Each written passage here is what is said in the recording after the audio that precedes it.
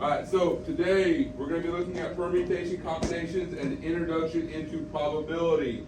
In front of you, you have a calculator activity. Okay, it's set up to what that TI Inspire. I gave you instructions on how you're going to kind of work that stuff and the methods you're going to use. But for you, all I want you to do is be able to go through it and look at the different problems and figure out how you want to go about solving them, either using permutations or combinations. And then being able to identify your elements, your slots and things like that, okay? You can work in partners with this, okay? I just want to be able to, you to talk it out when I come around, you be able to kind of explain what's going on. How are we doing? Good? No good? No bueno? We're getting it, mister. We're getting it?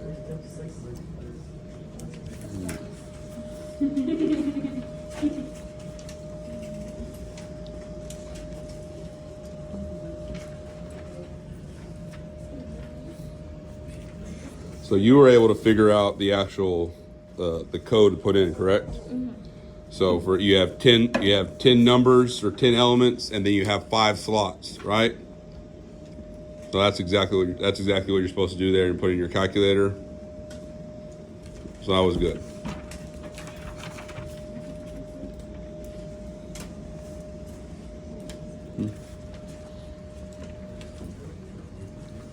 How you doing? Doing good? I'm not sure. I don't know if I did it right. So yeah, so like I said, this one looks perfect. You have 10 digits 0 through 10, or sorry, 0 through 9, and there's 5 slots. So like I said, every time you use one, you reduce it, so that's perfect. The same thing for 2. So what about 3? Like what's happening with 3?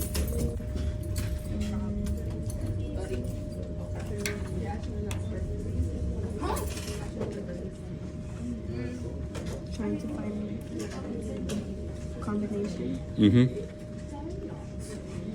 So do I also do the slot? Well, that's what you've done. You said there's 5 candidates for the student council president, 3 candidates for the student council vice president, and 2 candidates for the treasurer. So like I said, 5, 3, and 2. Yeah, you're right.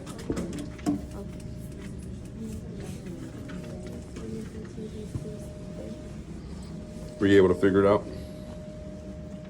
Were you able to figure it out? So like what I was saying on this one right here, you see how there's only 5 digits available to us? Yeah. You have 1, 2, 3, 4, 5, 6. You have all the digits in there.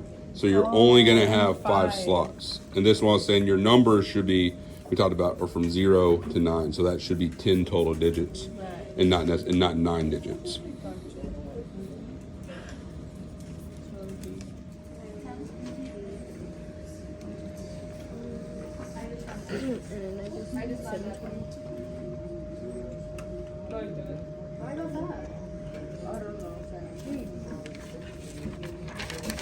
So what y'all do for number 3? 10,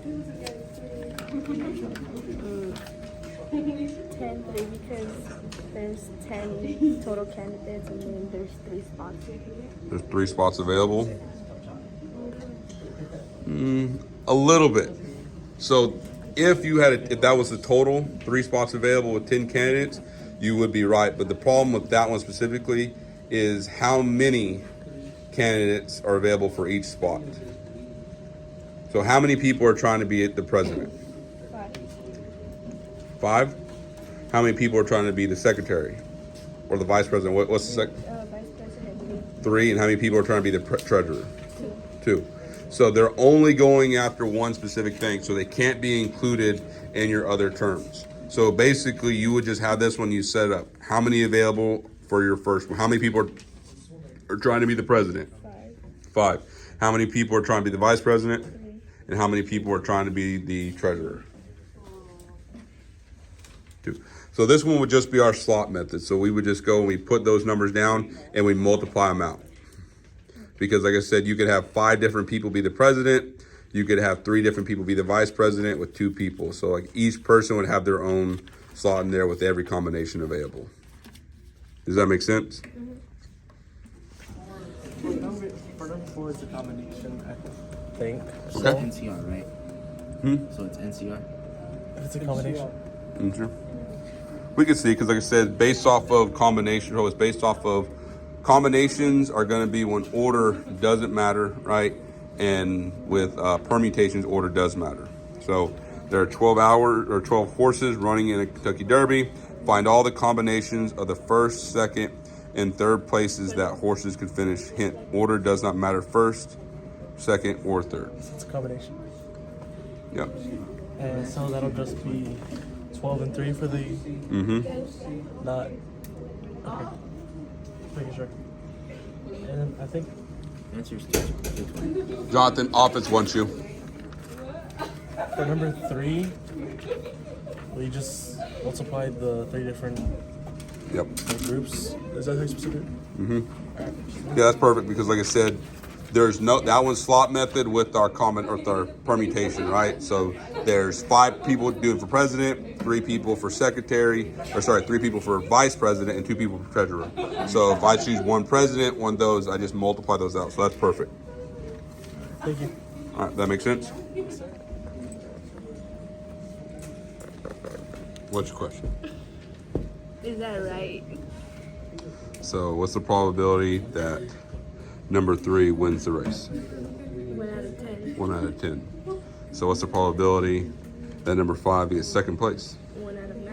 1 out of 9. So do we have to multiply them? That would be 1 out of 90? Oh, okay. That's perfect. All right. So what's it say?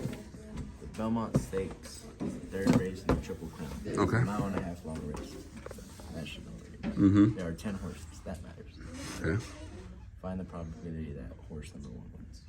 All right. So if there are 10 horses in the race, Yes. what is the likelihood that number 1 wins? It would be like a 10 and 1 chance. 10 and 1 chance. Yeah. All right. So what's that probability?